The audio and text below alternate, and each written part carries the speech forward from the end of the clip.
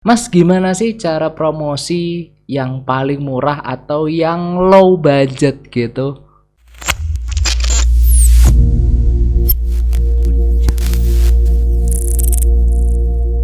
Hello good people, balik lagi sama aku Ganjar kayak Pepper Clouds. Oke teman-teman, gimana kabarnya? Semoga kita selalu diberikan kesehatan dan kelancaran rezeki. Amin, amin. Well, untuk pertanyaan kali ini adalah pertanyaan mungkin sejuta umat gitu kan. Mungkin dari kalian yang nonton ini juga ada pertanyaan yang setipe lah, intinya yang kayak aku tadi bilang. Dan ini juga sempat aku tanyakan kepada diriku di tahun 2015 lalu. Nah, ketika itu aku berpikiran seiring berkembangnya internet gitu kan, akses internet mulai gampang, kemudian juga semakin murah, sosmed juga semakin banyak. Ya satu-satunya waktu itu aku berpikir adalah dengan jual diri sendiri, teman-teman. Nah, itu maksudnya gimana? Jadi jual diri dalam tanda kutip ya, di sini adalah itu kalian harus berani untuk mengonten atau membuat konten gitu. Nah, maksudnya ya kalian itu harus bisa atau harus mau untuk bikin suatu konten. Nah, kalau ada pertanyaan, waduh mas, kalau misalnya aku bikin konten-konten gitu aku kayak cringe atau aku nggak pede gitu. Nah, itu gimana? Terus ada juga yang mungkin tanya, wah kalau misalnya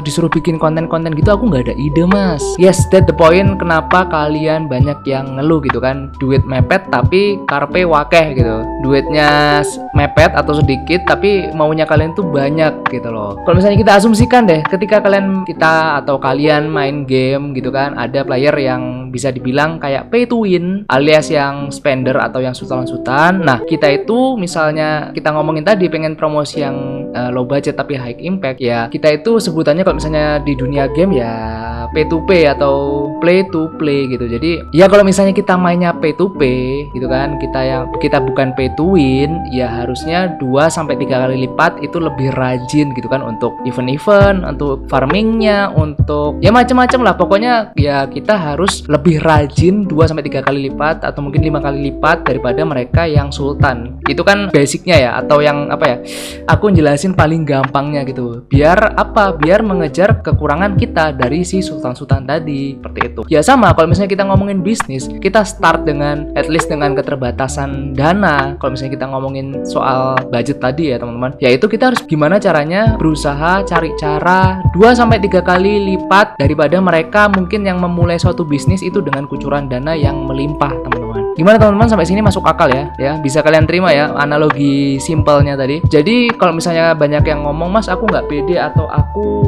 kayak cringe gitu misalnya bikin konten-konten gitu, sebenarnya yang bikin kalian mikir gitu ya stigma dari pikiran kalian sendiri, teman-teman. Kalau menurutku ya nggak usah bingung dengerin omongan orang lain, dibilang alay atau dibilang gabut gitu kan kalau misalnya bikin konten. Ya aku sendiri juga pernah gitu di posisi seperti itu gitu, sama temanku atau sama orang yang aku kenal dibilang kayak, wah Ganjar nganggur nih bikin YouTube atau bikin apa, tapi ya hasilnya bisa aku nikmatin sekarang gitu, nggak masalah. Toh yang ngomong gitu juga kan nggak ngasih duit ke kalian gitu loh bro, ya kan. Boro-boro mungkin ngasih duit, paling beli jualanmu atau beli daganganmu pun juga enggak kan. Nah terus untuk yang masalah aku nggak ada ide mas, aku nggak bisa nyari konten-konten atau aku nggak bisa bikin buat konten gitu. Sebenarnya konten itu luas teman-teman, kalian nggak harus persis kayak di YouTubeku atau kalian ngikutin orang lain. Ya jadi kalian diri sendiri aja gitu kan. Jadi expose aja apa yang kalian bisa atau expose aja apa yang kalian expert di bidangnya, nggak masalah gitu kan. Disesuaikan sama kemampuan sama bidang yang kalian punya kayak gitu. Jadi nggak harus ngikutin role model yang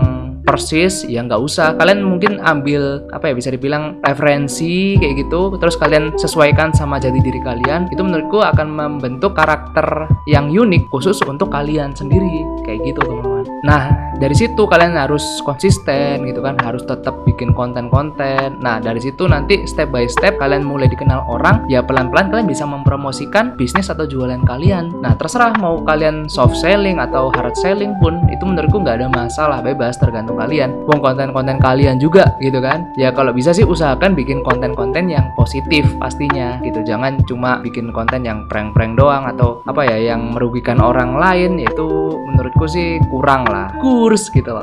Nah, mungkin dari yang aku sebutin tadi atau yang aku jelaskan tadi, kekurangannya di sini adalah kalian memang wajib namanya itu konsisten gitu kan. Ya sebenarnya mau ngapain aja itu kuncinya sebenarnya ya konsisten itu sih. Mau kalian bisnis, mau kalian sekolah, mau kalian menjadi seniman, menjadi musisi, semuanya itu ya apa yang kalian lakukan, kerja pun juga harus konsisten. Oke, mungkin itu aja ya teman-teman yang bisa aku share atau aku jelaskan di video kali ini. Semoga terjawab dan semangat buat kalian yang masih merintis atau buat kalian pejuang-pejuang konten. Tetap semangat, tetap konsisten, nggak ada hiraukanlah orang ngomong apa, tapi buktikan dengan karya atau dengan prestasi kalian. So, mungkin gitu aja teman-teman untuk video kali ini. Thank you guys for watching. Jangan lupa untuk like, share, comment, and subscribe. Stay safe, stay strong, never give up. Paper Cloud out. Bye bye teman-teman. Thank you guys for watching. See you next video.